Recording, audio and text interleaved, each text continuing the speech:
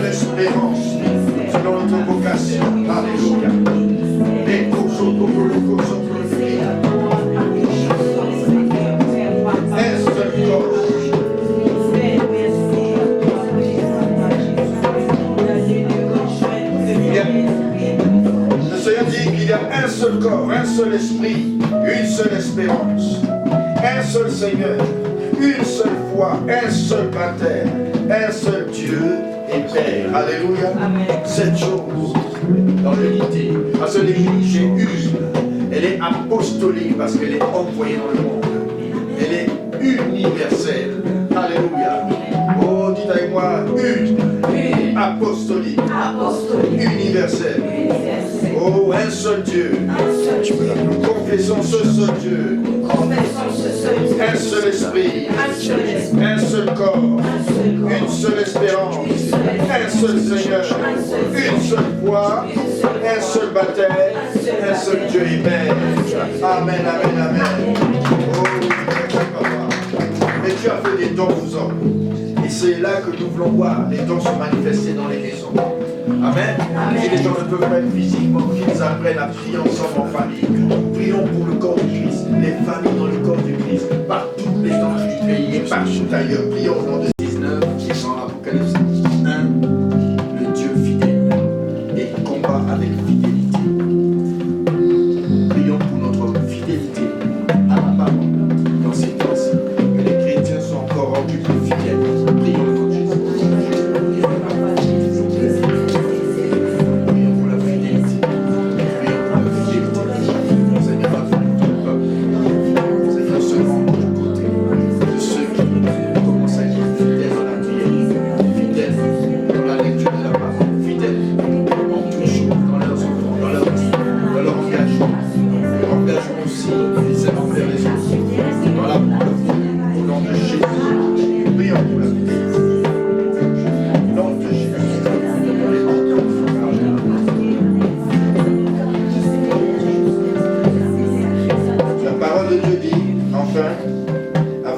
Soyons plus les enfants flottants et emportés à tout vent de doctrine par la tromperie des hommes et par la ruse dans les moyens de séduction, mais que professant la vérité dans la charité, nous croissons à tous égards en celui qui est le chef, Christ. C'est de lui, et grâce à tous les liens de son assistance, que tout le corps, bien coordonné et faisant un solide assemblage, tire son accroissement selon la force qui convient à chacun, à chacune de ses parties et s'édifie lui-même dans la charité.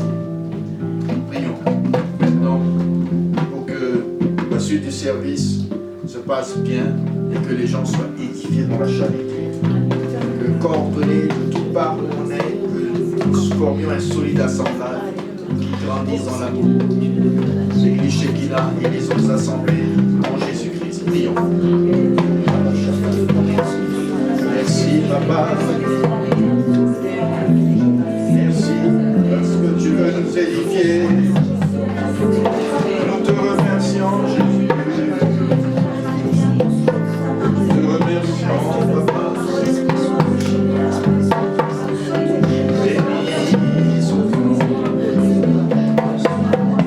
Béni soit ton nom. Béni soit ton nom.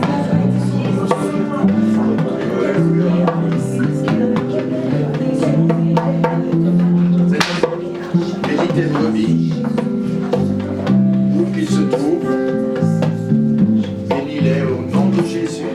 Et pour ceux qui nous suivent, Seigneur, en direct, bénis aussi, Seigneur, ton peuple, et sois avec chacun de nous au nom de Jésus. Amen. Nous allons passer un temps dans la louange. Alléluia. Et après, nous allons entendre la parole du Seigneur.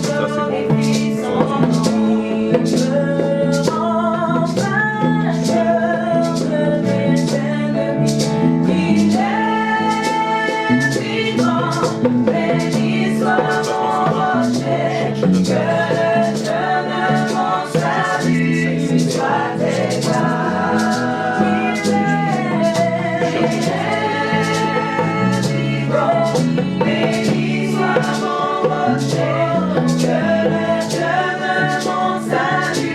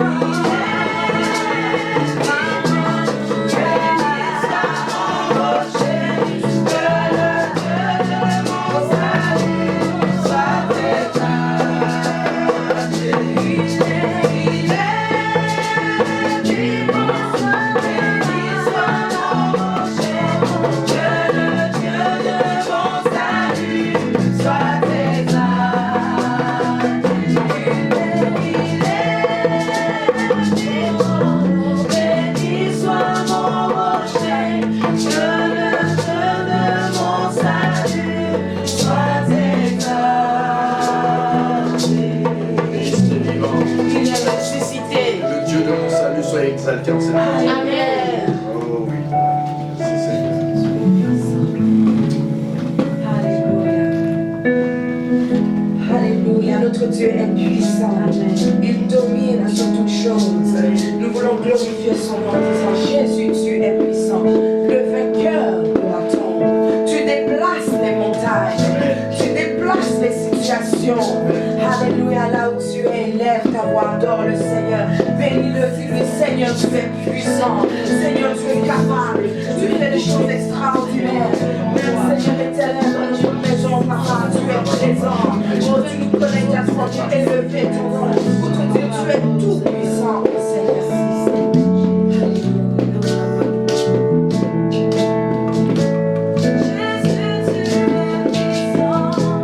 Jésus, tu es puissant.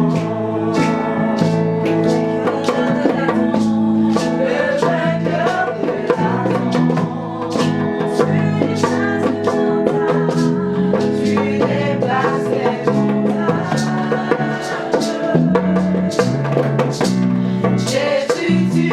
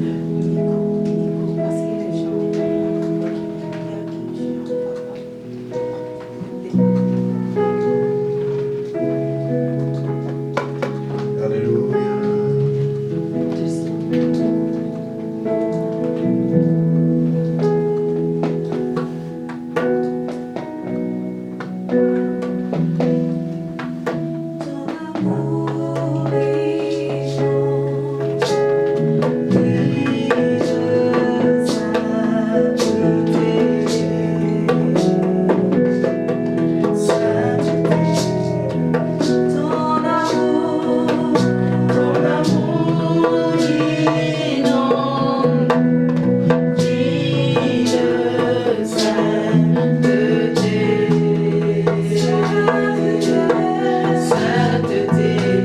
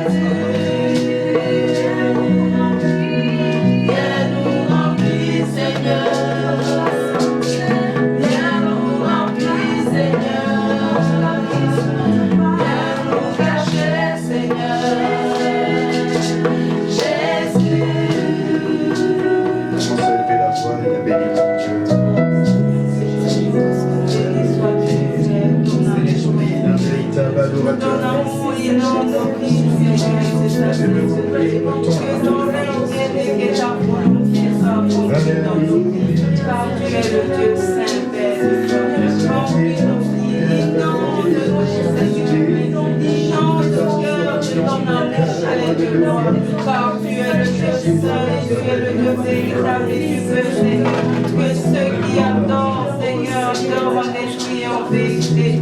Merci Seigneur, de Des vrais adorateurs gloire. qui t'adorent en esprit et en vérité.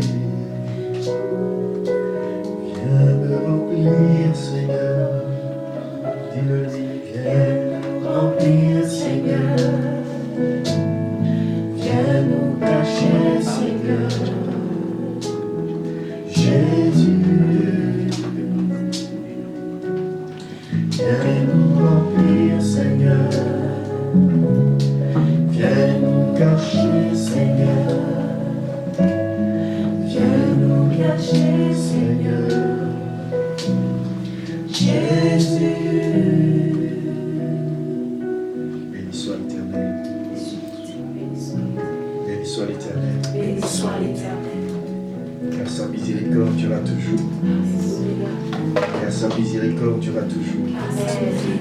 C'est lui qui nous délivre des filets de l'oiseleur, de la peste et de ses ravages. Dites avec moi, car sa miséricorde durera toujours. Sa miséricorde durera toujours. Dites avec moi, mon âme bénit l'Éternel. Mon âme bénit l'Éternel. Et n'oublie aucun de ses Et bienfaits. n'oublie aucun de ses bienfaits. Car sa miséricorde durera toujours. Car sa miséricorde durera toujours. C'est lui qui guide les pas de nos vies. C'est lui qui guide les pas de nos vies. C'est lui qui nous sort des situations difficiles. C'est lui qui nous sort des situations. C'est lui qui donne la vie à tout être vivant. C'est lui qui donne la vie à C'est tout lui qui être. protège nos pays. C'est lui qui protège nos pays. Car sa miséricorde durera toujours. Car sa miséricorde durera toujours. C'est lui qui nous délivrera de tout fléau, C'est lui qui nous délivrera de la peste et de ses ravages. de la peste et de ses ravages. Que 1000 tombent à mon côté Que 1000 tombent à mon côté et 10 000 et 10 000 à ma droite. à ma droite. Je ne serai pas atteint. Je ne serai pas À atteint cause de mes prières, à cause de mes prières. parce que je suis un fils et une fille de Dieu. Parce que je suis un fils et une fille de Dieu. Dieu fait grâce. Dieu fait grâce. Si mon peuple, ce qui est invoqué mon nom, Si mon peuple, ce qui est invoqué, prie, s'humilie prie, et s'humilie cherche ma face, et cherche ma face du haut des cieux, du haut des cieux, je l'exaucerai. je l'exaucerai. Je guérirai son Je pays. guérirai son Merci parce que la guérison arrive. Merci parce que la Elle ne guérison tardera point. elle ne tardera À cause des élus. à cause des élus. Seigneur, tu envoies la guérison Seigneur, tu envoies la sur guérison toutes les nations. sur toutes les Que nations. tes anges de guérison parcourent les nations. Tes anges de guérison De partout. l'est à l'ouest, du nord au sud. De l'est à l'ouest du Merci nord pour au ceux qui sud. sont dans les hôpitaux. Merci pour ceux Car qui ta sont dans les miséricorde durera toujours. Car ta miséricorde C'est toi qui durera. envoies ta parole. C'est toi qui envoies ta parole. Ta parole les guérit. Que ta parole Que est ta guérie. parole parcourt la Que terre. ta parole parcourt la terre. Au nom de Jésus. Seigneur, bénis ta parole ce matin également. Et tous ceux qui nous suivent, bénis-les. J'amène toute pensée captive et soumise à l'obéissance de la croix de Golgotha. Que ton esprit, Seigneur, me donne de m'effacer et que toi tu puisses paraître à travers ce message. Au nom de Jésus, les cœurs soient consolés. Au nom de Jésus, les cœurs soient restaurés. Au nom de Jésus, les cœurs soient encouragés. Au nom de Jésus, il y a une révélation de ta parole. Dans ce merveilleux livre que nous voulons découvrir, le livre, le dernier livre des Saintes Écritures, la révélation que tu as donnée à Jean. Merci Papa de ce que tu prépares nos cœurs, que je diminue et que toi tu grandisses. Au nom de Yeshua, Amashia. Et tout le monde dit Amen. Amen. Alléluia. Alors ce matin, tout est fait un peu plus court, mais nous allons développer à partir de là, comme une maquette pour le futur, ce que nous allons faire de mieux en mieux et de gloire en gloire. J'ai un message ce matin dans le livre de l'Apocalypse chapitre 4, 5 et 6, mais c'est un survol. Et particulièrement, je vais développer, si le Seigneur le permet, dans les dimanches à venir, pour encourager le peuple de Dieu sur les événements des temps de la fin. Nous sommes vraiment dans les temps de la fin. Les temps de la fin ont commencé depuis la venue de Jésus, mais c'est comme un compte à rebours qui va jusqu'à 0. Et bientôt viendra l'enlèvement à un moment précis, comme un éclair traverse le ciel, comme un voleur a dit notre Seigneur, viens la nuit, il viendra notre Seigneur. Le thème ou le message, le titre, c'est une porte. Dites avec moi, une porte. Une porte. Un trône. Un trône. Un livre scellé de 7 sceaux. Un livre C'est de 7 sons. Et je développerai aussi par la suite les 4 cavaliers de l'Apocalypse. Dites avec moi les 4 cavaliers Les 4 cavaliers de l'Apocalypse. de l'Apocalypse. Vous savez que c'est un livre qui m'intéresse beaucoup. D'ailleurs, tous les livres apocalyptiques, Daniel et d'autres, j'aime bien cela. Et vous savez, le livre de la Genèse est le livre du commencement. La Genèse, l'hébreu Bereshit, hein, ça prend avec le livre du verset 1 de Genèse 1 à donner le nom du livre au commencement. Le livre du commencement. C'est le commencement, on voit 10 familles jusqu'à Abraham. La Genèse est le livre du commencement. L'Apocalypse, par contre, c'est le livre des événements de la fin. Dans l'Apocalypse, on voit les forces du mal, le diable, en conflit avec les forces du bien, le Créateur de toutes choses, le Père de notre Seigneur Jésus-Christ. Ce livre nous explique clairement comment se déroulera la fin du monde. Ce livre va introduire beaucoup de thèmes que vous connaissez. Vous avez entendu des films et puis des thèmes comme le millénium, la grande tribulation, la bataille d'Armageddon, le chiffre de la bête, 6, 6, 6. En un mot, qui est devenu le livre qui est synonyme de la fin du monde, l'Apocalypse. Quand on dit c'est apocalyptique, hein, les gens s'attendent à voir tout s'écrouler autour. Tout le monde souvent associe le mot Apocalypse à la fin du monde et au jugement dernier. C'est un mot qui veut dire en grec révélation. Dites avec moi révélation. Révélation. Ou alors dévoilement. C'est-à-dire que si je prenais Shekinah qui est là, bien, et je le couvrais d'un drap. Shekinah représenterait mon objet d'art, quelque chose que j'aurais sculpté, mais lui c'est un humain. Et lors d'une grande présentation, je vais présenter ce que j'ai fait comme art. Et alors le moment où je vais le présenter, je vais découvrir Shekinah, et je dirai voici Shekinah. Amen. Amen. Et ce que je ferai comme geste, ça s'appelle le dévoilement. La révélation de Shekinah. Mais dans ce livre, merci Shekinah, que Dieu te bénisse, nous découvrons la révélation, le dévoilement de qui est vraiment Jésus. Parce que dans l'évangile, Jean nous présente Jésus comme le Seigneur, par qui nous devons croire et avoir la vie éternelle. Mais dans le livre de l'Apocalypse, il le développe pas seulement comme Seigneur, mais le Seigneur des Seigneurs. Amen. Celui qui tient la destinée des humains dans ses mains et du monde et de l'univers, en qui se résument toutes choses.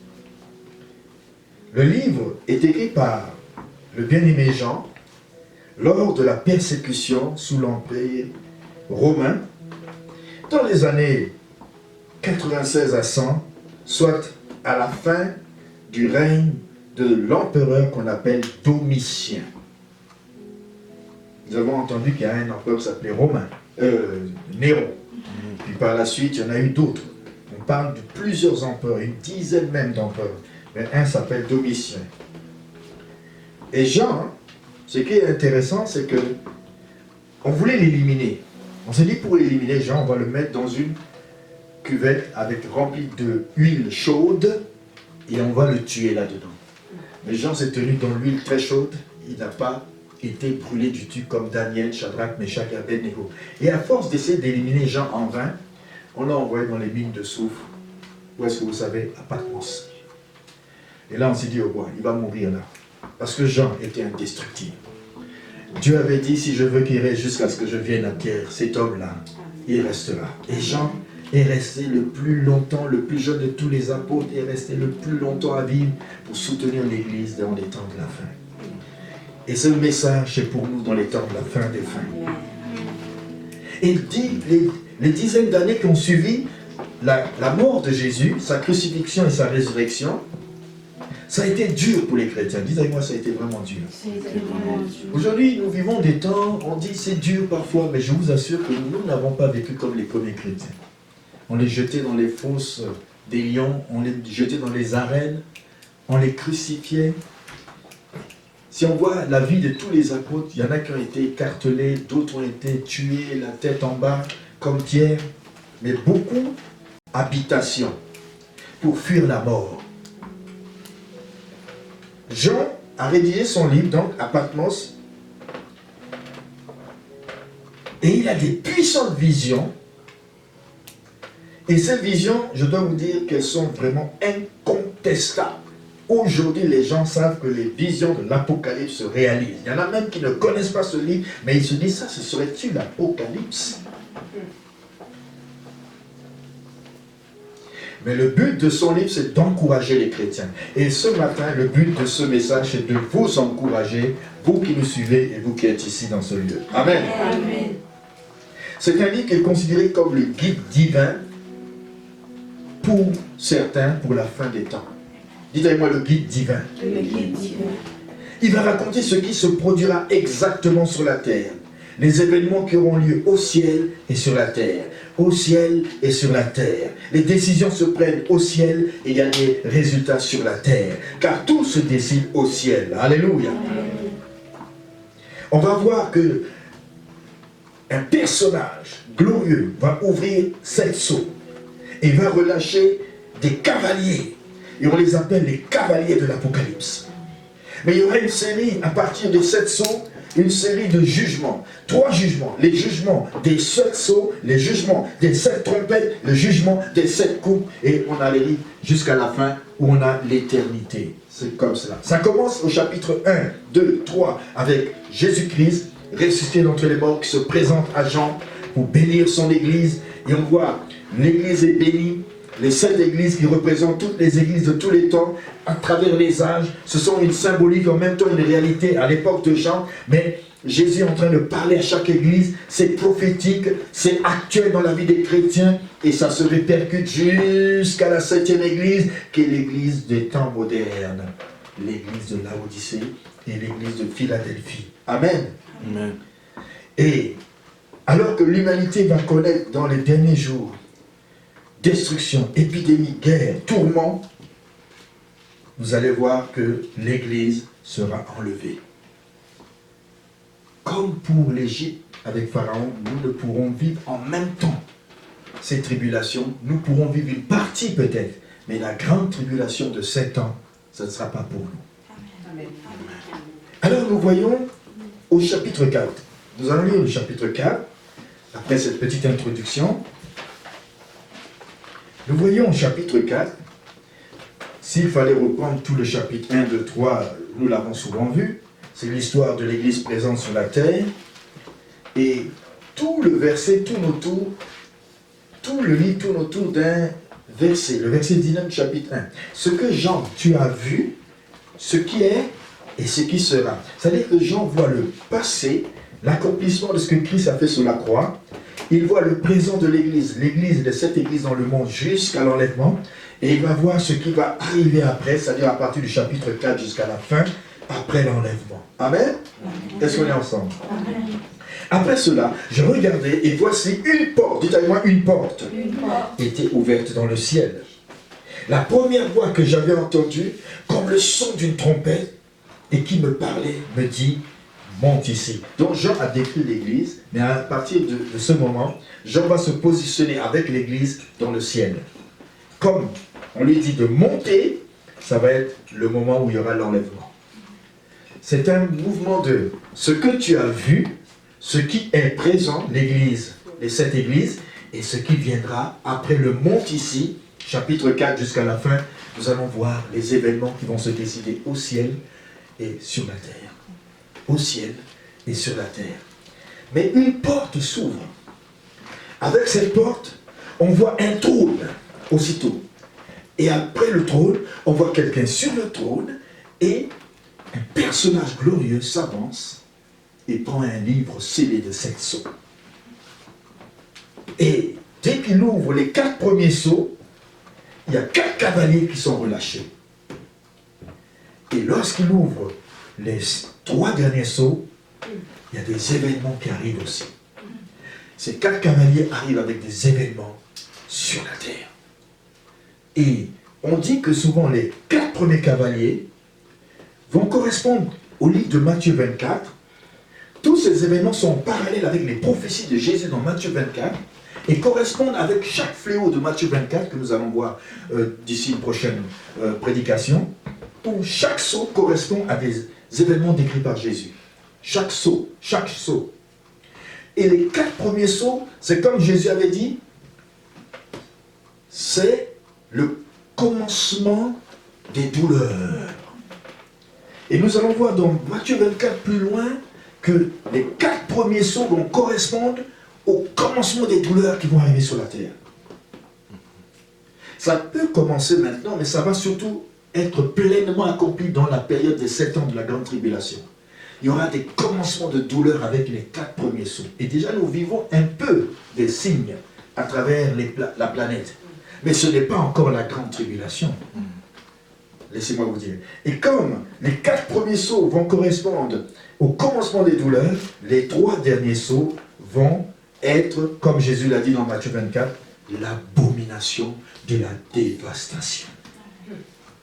Après les douleurs, ce sera la dévastation. Et ça correspond aux 3 ans et demi, où la grande tribulation, où on va voir l'antéchrist monter, le faux prophète de Apocalypse 13 monter, etc.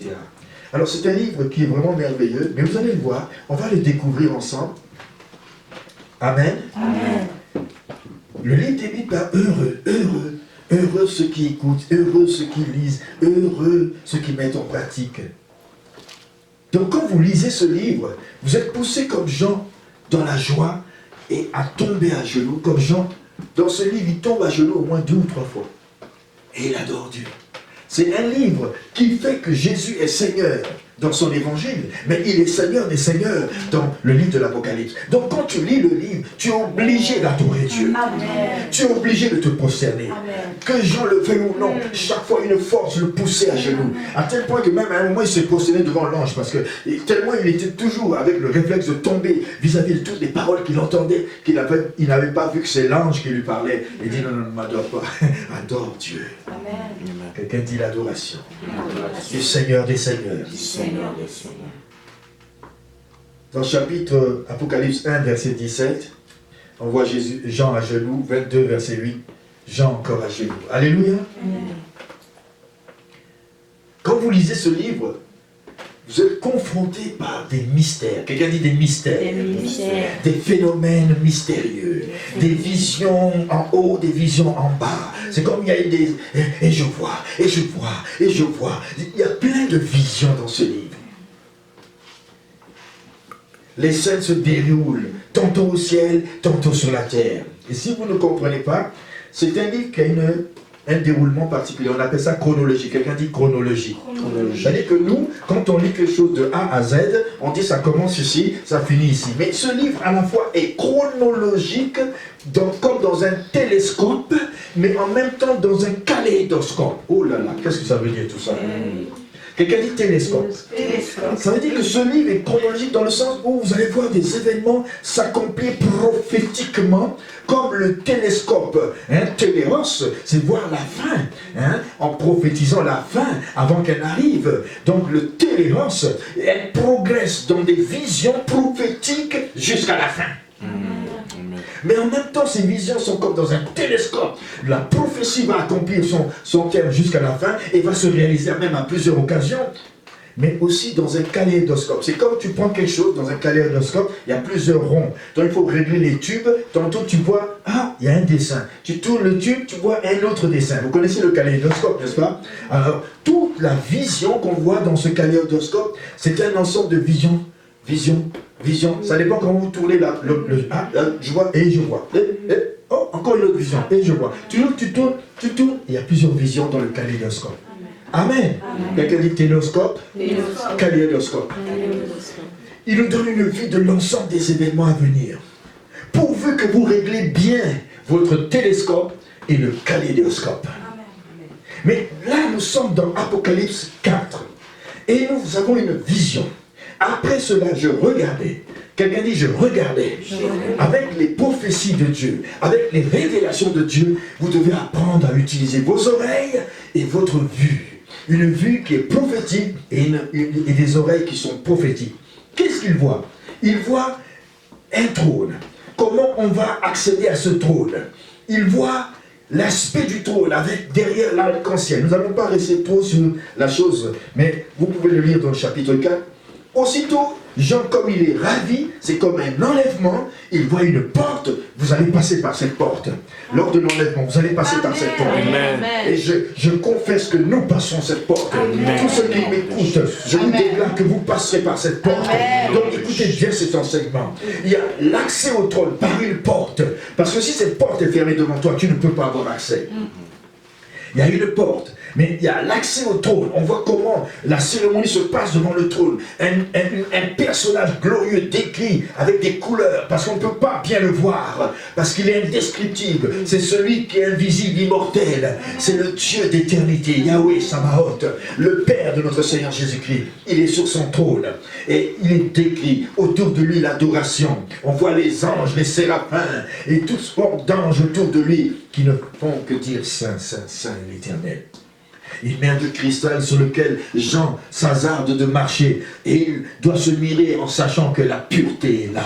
Les anges qui ont les yeux partout et il dit attention, tu t'approches d'un être saint. Nous ne pouvons même pas le regarder. Il est saint, saint, saint. 3 fois 5 est la totalité de sa sainteté.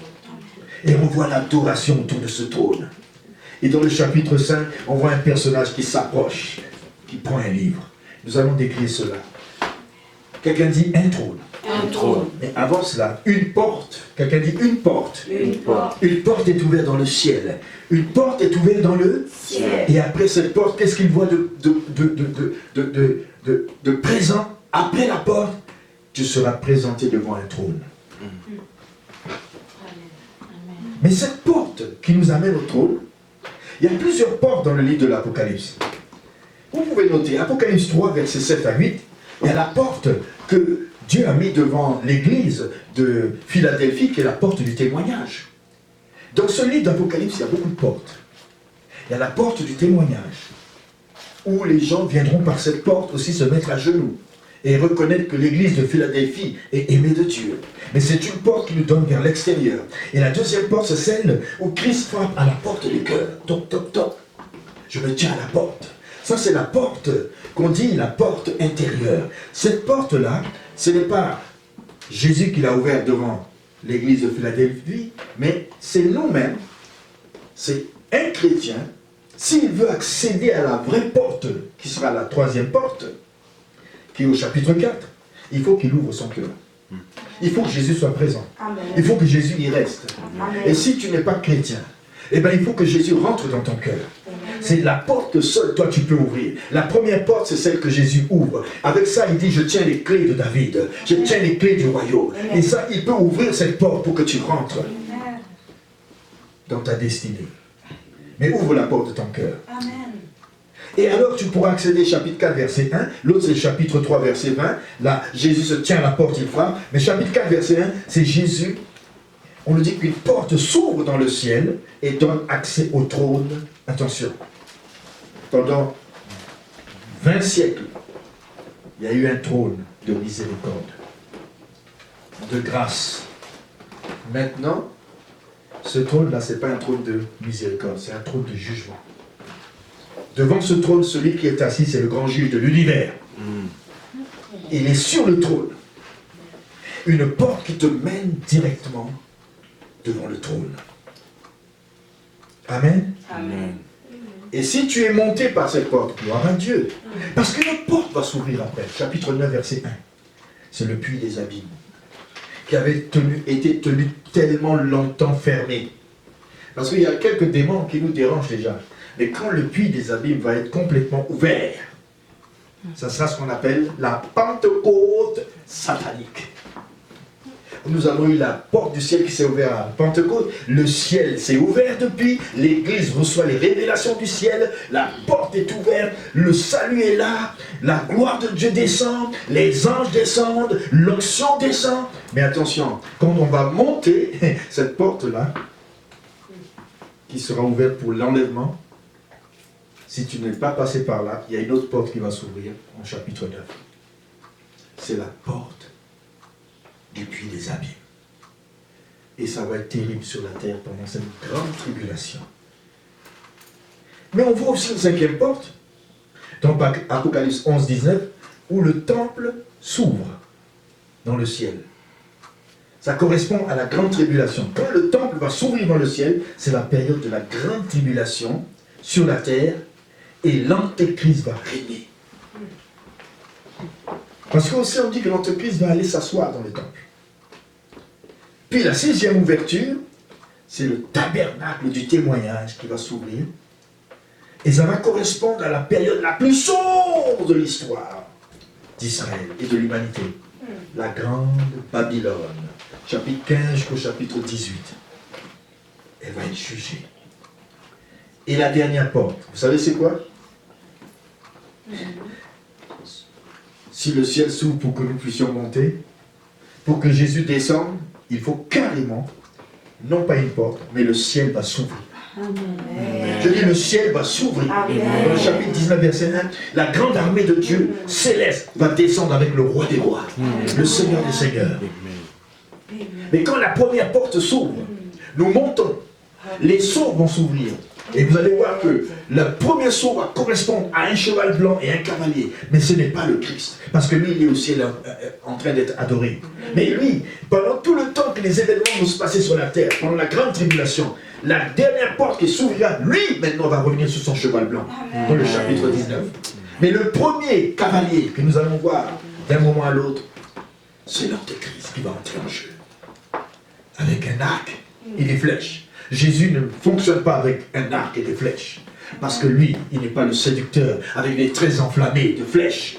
Il est celui qui a l'épée tranchante qui sort de la bouche. Amen. Alléluia. Est-ce qu'on est ensemble? Quelqu'un dit une porte. Une porte. Et il y a 7 portes. Merci. Mais nous avons vu la porte du chapitre 4. Je vous décris les 7 autres portes et le ciel qui s'ouvre comme une dernière porte. Alors, dans le chapitre 4, cette porte qui s'ouvre, la question c'est que, après cela, l'église va rester en bas. Une fausse église. La vraie église sera enlevée. Dites avec moi l'église. L'église Sera enlevée. Mais la fausse église La fausse église. va rester. Les chrétiens qui n'ont pas pu monter, Montez. ils vont rester. Je ne souhaite ça pour personne au nom de Jésus. Il y aura une fausse église, l'église de la multitude, ceux qui aimaient l'apparence. Un rassemblement écuménique, c'est-à-dire de tout le monde, on se met ensemble. Et l'Odyssée, l'église de l'Odyssée, cette dernière église symbolise cette église qui est ni chaude, ni froide. Elle est comment? Tiède. Elle est tiède, elle est ignorante. Et l'Antéchrist va venir aussi avec cette église, avec son système politique et religieux, la Babylone. Je pose la question. Le psaume 24 nous dit, qui montera à la maison de l'Éternel? Qui montera par cette porte? La question vous est lancée. Qui va monter? Et la réponse est celui qui a les mains pures. Et qui ne fait pas ceci. Qui ne calomnie pas, qui ne fait pas ça. Si vous lisez le psaume 24, qui montera à la montagne de l'Éternel? Celui qui a les mains pures, celui qui ne calomnie pas, celui qui ne fait pas telle chose, c'est celui-là qui va monter à la montagne de l'Éternel, la sainte montagne du ciel, où sont rassemblés tous les saints qui nous attendent. Un trône. Trône du jugement. Après la porte, j'ai dit un trône. Un trône est en train d'être dressé dans le ciel. Et ce trône, quelqu'un est assis. Frère, il y a un trône et quelqu'un y est assis. C'est le moment où le juge arrive. Seras-tu prêt à le rencontrer, à passer par l'enlèvement de l'Église? Ou alors, resteras-tu sur la terre pour le jugement du jour de Dieu qui va commencer avec le chapitre 6?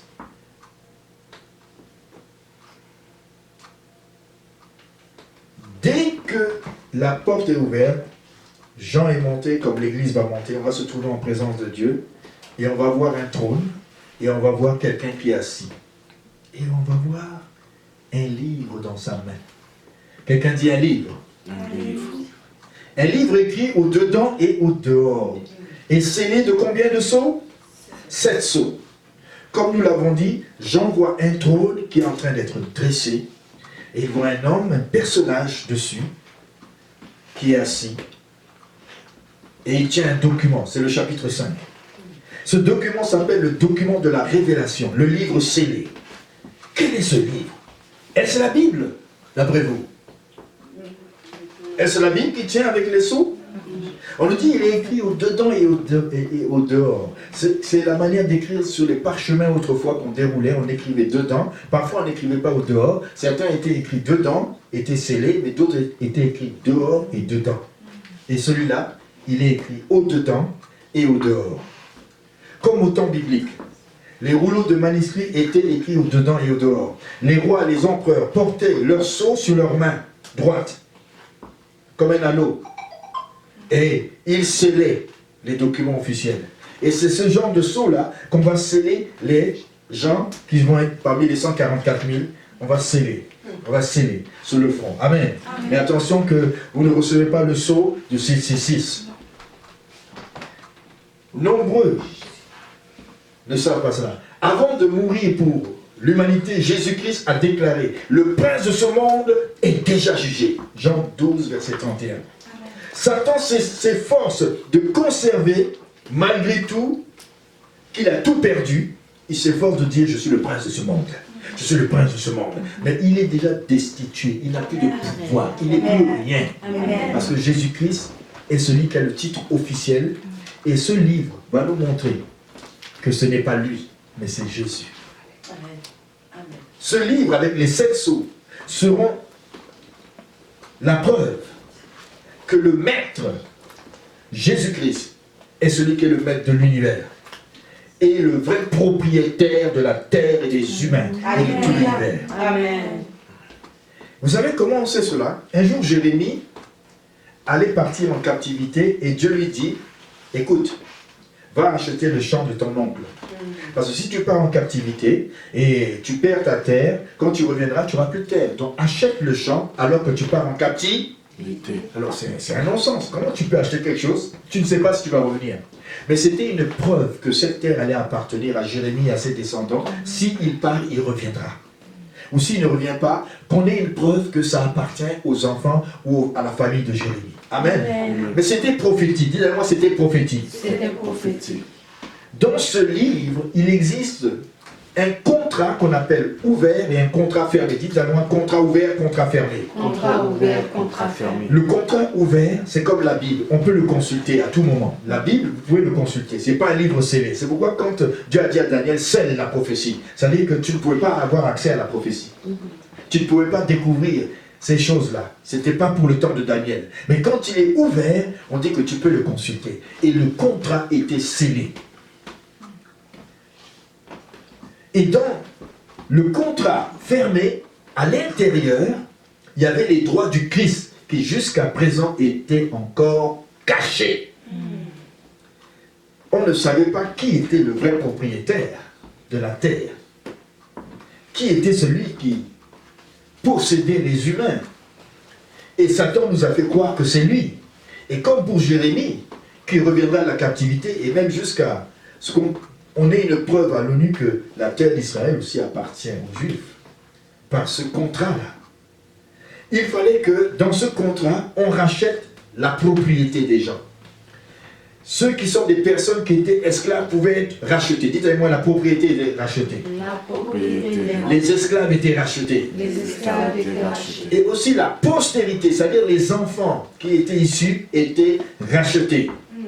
Les Israélites pouvaient être rachetés. Donc il y avait un contrat qui stipulait que si tu as ce contrat, tu peux racheter la propriété, la terre dans laquelle, comme pour Naomi et Ruth, elle a dû trouver quelqu'un qui puisse racheter sa terre et puis la racheter parce que son mari, Elimelech, était mort. Donc Boaz a pu racheter Naomi, prendre l'épouse de ceux qui étaient morts et puis racheter de l'esclavage et racheter la postérité qui était de Christ, qui allait aller depuis Boaz avec Ruth jusqu'à la venue du Messie.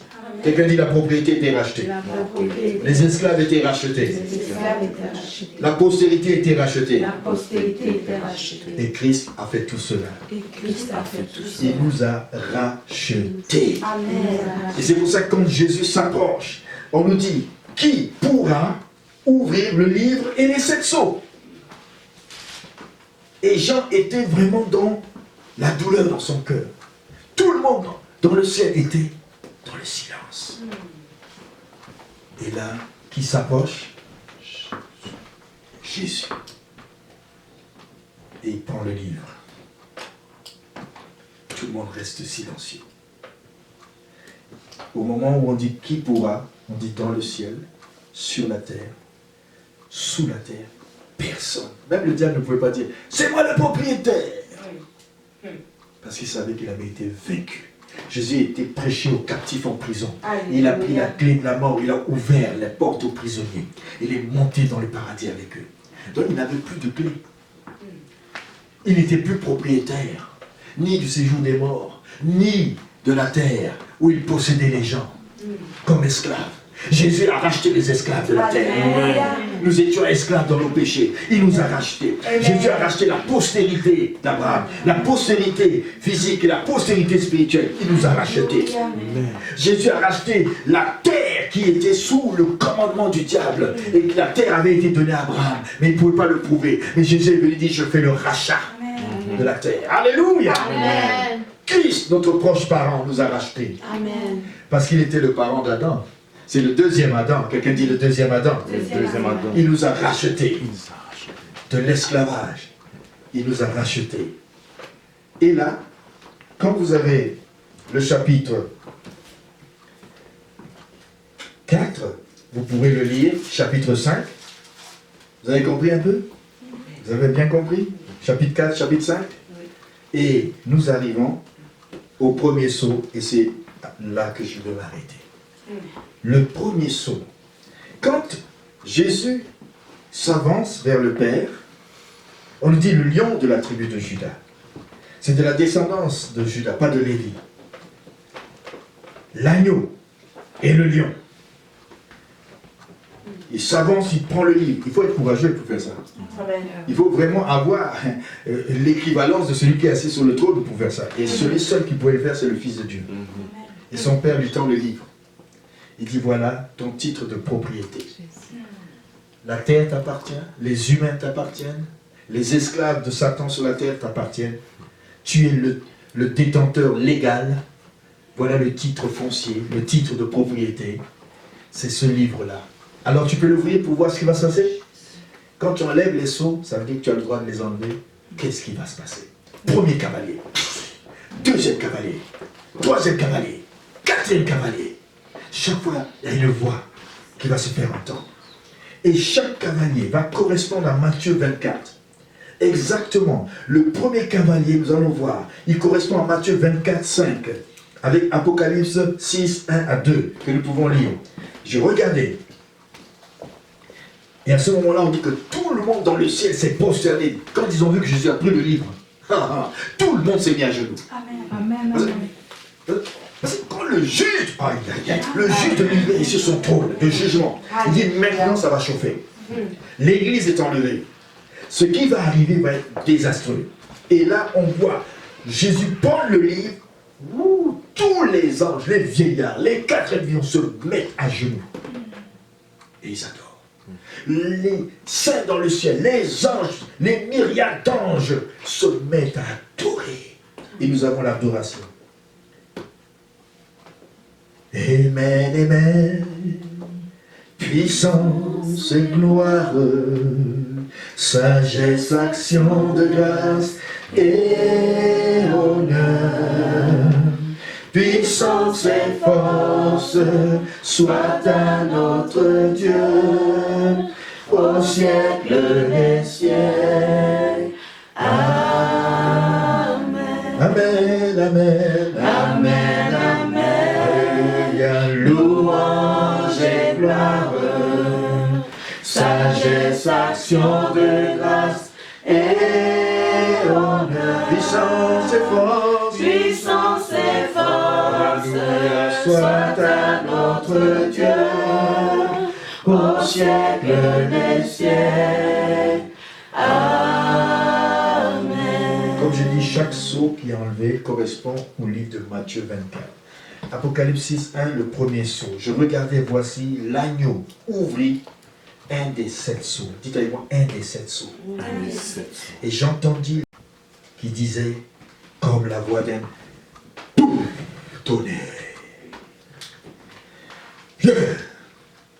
Moi j'essaye.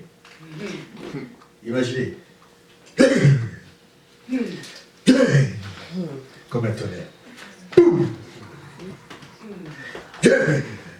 Et là, qui arrive, je regardais, et voici paru un cheval blanc. Dites avec moi, ça commence par un cheval blanc. Ensuite, il y a un autre cheval, il est d'une autre couleur. Chaque cheval a sa couleur et son cavalier. Et celui-là, qui le monte, est sur un cheval blanc. Ça correspond à Matthieu 24, 5. Ça va correspondre, comme Jésus l'a dit, il y aura de la séduction. Faites toujours un parallèle avec la Bible. 7 sceaux, 7 événements dans Matthieu 24 décrits. Matthieu 24, 6 à 7 correspond à Apocalypse 6, 3 à 4. On nous dit, au verset 3, quand on nous dit, je regardais et voici parut un cheval blanc, celui qui le montait avait un arc, une couronne lui fut donnée. Et il partait en vainqueur pour vaincre. On va l'expliquer. Quand il ouvrit le second sceau, j'entendis le second être vivant qui disait, viens. Il sortit un cheval roux. Dites avec moi roux. C'est une couleur rouge un peu, hein? Roux. Hein? C'est roux, c'est un peu rouge. Hein? Celui qui le montait reçut le pouvoir d'enlever la paix de la terre. Et mes amis, afin que les hommes s'égorgeassent les uns les autres, et une grande épée lui fut donnée. Une grande épée lui fut donnée. Celui-là était un cheval roux. Ça correspond à Matthieu 24, versets 6 à 7, hein, qui est le deuxième sceau, Apocalypse 6, versets 3 à 4. Les guerres. Dites avec moi les guerres. Après les séductions, va entrer une période de guerre. On attend les guerres qui se passent, mais là, il y aura la guerre qui va nous mener dans des guerres d'Armageddon. On dit qu'une armée de 200 millions d'hommes, un tiers de l'humanité va passer dans ces guerres. Matthieu 24, 7, troisième sceau, les famines. Apocalypse 6, versets 5 à 8. Apocalypse 6, verset 5, on nous dit, quand il ouvrit le troisième sceau, j'entendis le troisième être vivant qui disait, viens. Je regardais, voici parut un cheval noir. Après le cheval blanc, c'est le cheval roux. Après le cheval roux, c'est le cheval noir. Celui qui le montait tenait une balance dans sa main. Et j'entendis au milieu des 4 êtres vivants une voix qui disait, une mesure de blé pour un denier, une mesure d'orge pour un denier, mais ne faites point de mal à l'huile et au vin. On expliquera ça à un autre moment, dans un autre message. Et là, c'est la famille. Quand tout est mesuré, ce qui est bien faire la cuisine, tout est mesuré. Les ingrédients sont souvent mesurés. Mais là, on va vous dire, pour faire un bon repas avec le foufou, vous n'aurez pas la mesure de farine comme habituelle de blé. Vous allez avoir des petites portions pour chacun. À ce moment-là, sur la terre, c'est ce qui va se passer. Une mesure. Mais Dieu va épargner l'onction. Alléluia. Quelqu'un dit l'onction sera épargnée. L'onction sera épargnée. Et le 4e cheval sera le 4e sceau, c'est la mortalité. Matthieu 24, 7 à 9, on parlera de mortalité partout. Et déjà, nous voyons déjà la mortalité. Ce cheval, il fait déjà des petites virgules là. Hein? Le 4e sceau, c'est Apocalypse 6, versets 7 à 8. 7 à 8, quand il ouvrit le 4e sceau, je vais m'arrêter au 4e sceau, j'ai entendu la voix du 4e être vivant qui disait, viens. Je regardais, et voici parut un cheval de couleur pâle. Celui qui le montait se nommait la mort. N'est-ce pas qu'on voit la mort un peu partout déjà? Et le séjour des morts l'accompagnait. Il a un disciple. La mort a un disciple. C'est à quelqu'un, la mort a un disciple. Ce disciple s'appelle le séjour des morts. Et il l'accompagne. Le pouvoir leur fut donné sur le quart de la terre pour faire périr les hommes par l'épée, la famine, la mortalité et par les bêtes sauvages de la terre. On verra qui sont ces bêtes sauvages. Il y a des petites bêtes sauvages aussi. N'oubliez pas, il y a les grosses bêtes sauvages, mais il y a des petites qu'on ne voyait pas à l'œil nu. Et ils sont aussi dangereux, invisibles qu'ils soient. Amen. Il y a les grosses bêtes sauvages et les petites bibites sauvages. N'est-ce pas toujours des bibites, non? Des bêtes, non? Ah oui, ce sont des bêtes. Elles sont sauvages. Quand tu as un virus qui te rentre dans le corps, là, il est sauvage. Il te mange. Mais il y en a qui peuvent te manger parce que ça s'appelle lion. Mais ça, ce sont des petits lions. Alléluia. Et alors, vous avez ensuite les autres sceaux que nous serons, qui parlent des martyrs, des catastrophes cosmiques, et épouvantes, etc. Amen. Avec l'ouverture des 4 premiers sceaux. Dites avec moi, avec l'ouverture des 4 premiers sceaux, c'est le commencement des douleurs. De l'enfantement. Matthieu 24, 8 nous parle de commencement des douleurs. Quand tu sens que les douleurs commencent, oh, je sens qu'il y a beaucoup de douleurs qui commencent. Ce sont des pré-douleurs. C'est-à-dire, avant qu'il y ait le commencement des vraies douleurs, souvent, la femme, d'après ma petite connaissance en tant que mari, à côté de mon épouse, je vois qu'il y a des petites, comment on appelle ça? Des petites contractions. Et après, on dit non, c'était une fausse alerte. Nous sommes parfois dans une période de fausse alerte. Une petite contraction. Tout le monde commence à paniquer. À gauche, à droite, on court partout. Eh bien, voilà. Et les petites alertes, là, nous annoncent les grandes alertes. Parce que quand le commencement des douleurs de la tribulation vont commencer, dans les périodes de 3 ans et demi, dans la deuxième période de 3 ans et demi qui correspond au total à 7, il y aura l'abomination et la dévastation. Ma prière, c'est que nous soyons enlevés. Amen. Mais il y a un commencement de douleur. Avec l'ouverture des 3 derniers sceaux, c'est l'abomination, la dévastation. Alors dans Apocalypse 6, on voit qu'au verset 1, et c'est là qu'on va tirer une conclusion pour ce message d'aujourd'hui, nous continuerons tranquillement dimanche d'après. Je regardais quand on ouvrit un des 7 sceaux, j'entendis l'un des 4 êtres vivants qui disait, comme d'une voix de tonnerre, quelqu'un dit une voix de tonnerre, dites avec moi, viens, viens. Je regardais, voici parut un cheval blanc. Amen. Amen. Apocalypse 6, le verset 1, verset 2, verset 3. C'est le moment où le cheval blanc entre en scène. Qui est ce cheval blanc? Certains tout de suite, comme moi dans le temps où j'ai commencé à lire la Bible, ah c'est le Seigneur qui entre, oui il est habillé en blanc. N'oubliez pas qu'il y en a un qui s'appelle aussi loup et qui met une peau de breu. La séduction de l'antéchrist, on appelle ça. Pour tous ceux qui sont évangéliques et qui comprennent l'interprétation de ce passage, ne parlent pas du Christ. Le Christ, il est là-haut, là. Il ouvre le seau. Il ne peut pas être là-haut et puis dans un acte aussi courir vite en bas, faire acte 2 en bas. C'est un même acte. Il ouvre en haut et le cheval part. C'est comme si, écoutez, il est dans la scène, il ouvre le seau, il court, il prend le cheval et puis il descend rapidement. C'est ça? Non. Parce que chaque fois qu'il ouvre, il ne bouge pas. Il ouvre, il ne bouge pas. Ce sont des chevaux qui partent. Il n'est pas dessus. Lui, quand il va partir, c'est Apocalypse 19, il reviendra. Mais là, il est au ciel, dans l'adoration, dans le couronnement, dans la gloire. C'est la période de séduction de l'antéchrist, vous pouvez marquer. Ou la période de la religion trompeuse de Matthieu 24, 4. Il y aura de la séduction. Et déjà, la séduction a commencé. Voyez-vous comment les chrétiens sont mal affermis et ils se laissent séduire par toutes sortes de doctrines. C'est pourquoi nous avons prié au début du service que nous ayons un équilibre. C'est maintenant la sagesse des saints. C'est maintenant l'équilibre. Le jour de la vengeance va s'ouvrir avec un grand coup de tonnerre. Une voix de tonnerre va se faire entendre le jour de la vengeance. 4 voix de tonnerre qui s'adressent aux cavaliers blancs, roux, noir et l'autre cavalier verdâtre. Un arc, une couronne, et il part en vainqueur. Ce n'est pas le Christ, c'est l'Antéchrist. Il veut toujours, comme on dirait, imiter l'agneau.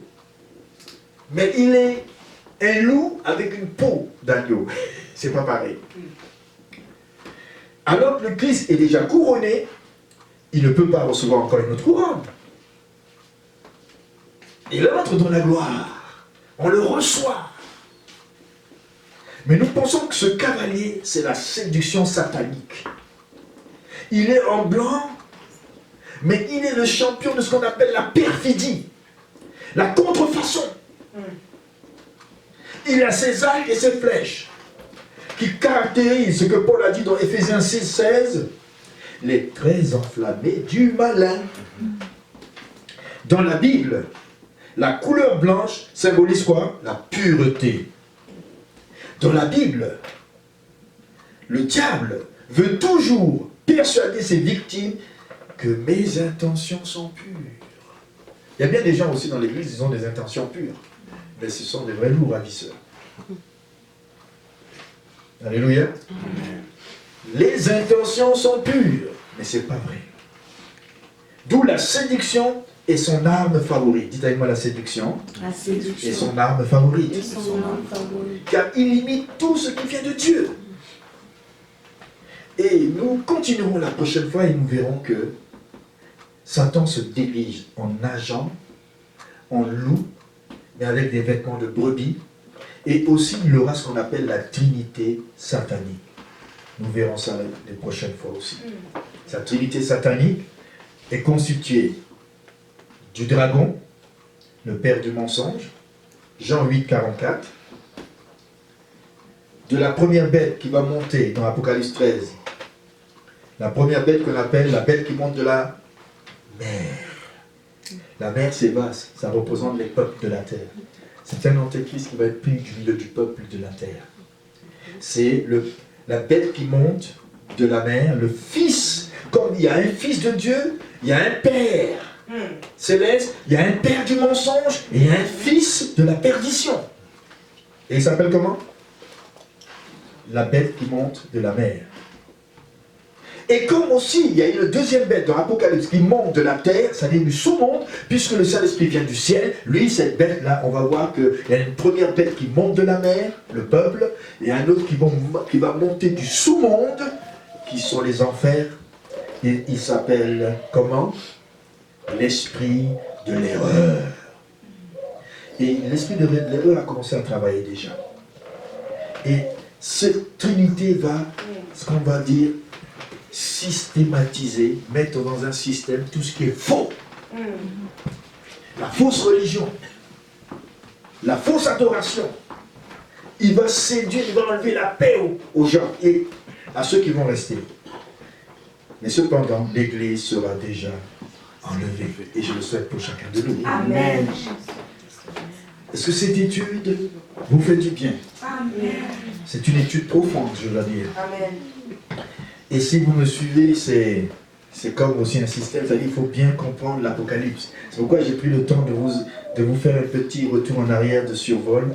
Et vous allez voir que lorsqu'on va ouvrir les autres sceaux, vous allez comprendre de mieux en mieux. Et plus on va progresser, n'oublie pas, le schéma c'est ce qui était, ce qui est et ce qui sera. Nous sommes dans la phase maintenant où l'Église, pendant 2000 ans, est restée sur la terre, Apocalypse 2:3, jusqu'à la 7e église qui symbolise celle qui va être mélangée, froide. Parmi ceux-là, on prendra ceux qui sont restés chauds et ceux qui sont la plupart restés froids. Ils vont tièdes, ils vont rester. Et là, il y aura l'enlèvement. On est dans le ciel. Jésus est intronisé devant le juge de l'univers Et là, il ouvre les seaux, les catastrophes commencent. C'est là où nous sommes presque arrivés. L'Église est en train de finir sa course de 20 siècles. 20 000. 2020. Et nous sommes en 2020, 2020. Nous sommes en 20 années après 20 siècles. Quelqu'un dit 20 siècles. 20 années plus loin. 20 années plus loin. Quand est-ce? On ne sait pas. Et quand il regarde, lui je l'aime beaucoup, mais il n'est pas prêt. À cause de ça, Jésus retarde. À cause de quelques-uns. Mais soyons prêts. Parce que l'Antéchrist va bientôt entrer en jeu. Il est déjà en train de nous faire voir des choses. Je ne vous dis que cela en parabole. Il faut faire très attention. C'est un séducteur qui se prépare. Quand il va rentrer en scène, vraiment ça va être dangereux. Que Dieu nous bénisse. Que Dieu permette que déjà les traits enflammés du malin, parce qu'il a un arc et des flèches, ne viennent pas ôter notre paix, parce qu'il fléchette les gens avec le manque de paix. Il ôtera la paix sur la terre. Il commence déjà à ôter la paix, les gens sont inquiets, les gens ont peur, mais attention, attention, l'esprit qui derrière, qui travaille contre l'Église, qui travaille contre la parole, qui travaille contre votre foi, soyez en paix. Recevez la paix de Jésus, soyez bénis par cette paix, que personne ne vous trouble, n'ayez pas de crainte, car l'amour parfait bannit la crainte. Au nom de Jésus, je bénis ce message, et que ce message nous prépare nos cœurs pour attendre notre Seigneur en l'adorant. Au nom de Jésus, Amen. Adorons le Seigneur. Alléluia. On peut acclamer le Seigneur?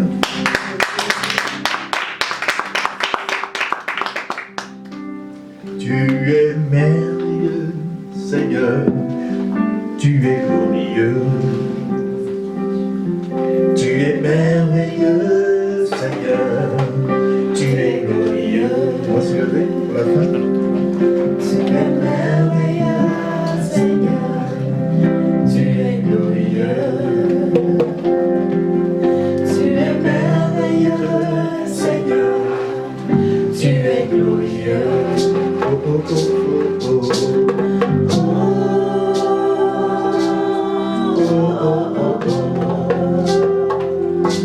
Adore-le.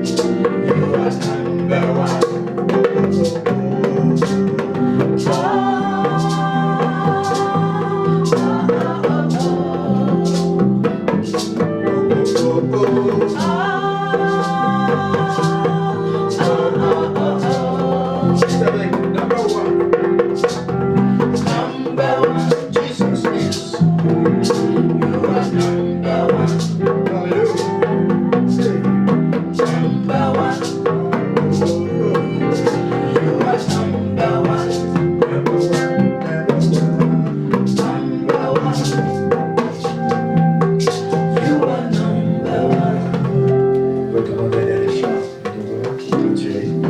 Alléluia. Vous êtes bénis ce matin? Amen. C'est un culte spécial. Il n'a pas la même longueur que le culte que nous tenons d'habitude. Nous sommes sur lit, mais nous voulons donner de notre meilleur ce matin pour que le peuple de Dieu soit béni avec celui qui est number one.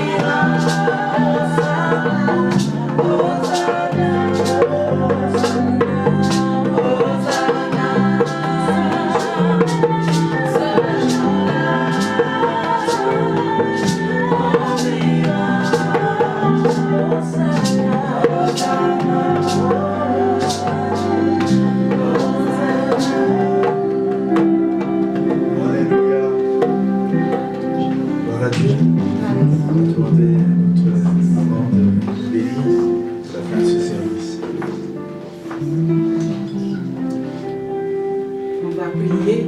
Et aussi, je profite pour vous dire, par rapport à vos offrandes et vos dîmes, donc c'est déjà envoyé pour tous ceux qui sont avec l'église Shekinah. Il y en a qui vont faire en ligne et il y en a aussi qui, si vous ne pouvez pas, vous pouvez mettre dans une enveloppe et aussi donner aux leaders, donner au comptable afin qu'on puisse payer le bâtiment, payer le chauffage, n'oubliez pas. Donc on va continuer à donner et je sais que le Seigneur va faire, on va se retrouver bientôt. Amen. Donc on remercie vraiment le Seigneur pour sa parole qui nous prépare parce qu'il faut que nos cœurs soient préparés.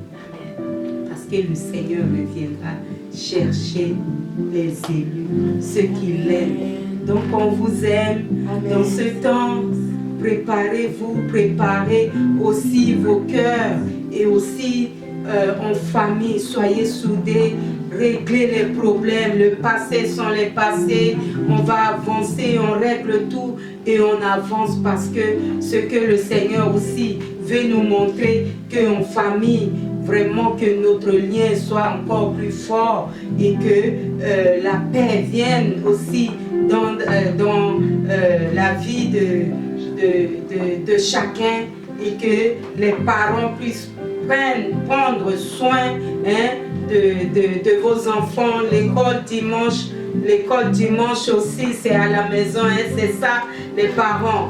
Il faut enseigner vos enfants vraiment à se préparer aussi. Amen. Amen. On vous aime. Amen. Que le Seigneur vous bénisse. Et on va prier ensemble. Fermons les yeux et prions. Notre Père qui es aux cieux, que ton nom soit sanctifié, que ton règne vienne, que ta volonté soit faite sur la terre comme au ciel. Donne-nous aujourd'hui notre pain quotidien. Pardonne-nous nos offenses comme nous pardonnons à ceux qui nous ont offensés. Ne nous soumets pas à la tentation, mais délivre-nous du mal, car c'est à toi qu'appartiennent le règne, la puissance, la gloire, au siècle des siècles. Amen. Père, merci à toi pour ce temps que tu nous as accordé. Merci Seigneur pour ta parole qui est libérée. Merci Père de gloire. Ta parole est sémée dans nos cœurs. Seigneur, que cette parole soit scellée. Que cette parole, Seigneur Père, continue à faire des effets dans nos vies. Oui, Seigneur Père, que ton règne vienne. Que Seigneur Père, ton règne, Seigneur, soit établi dans nos cœurs. Fortifie, Seigneur, nos cœurs.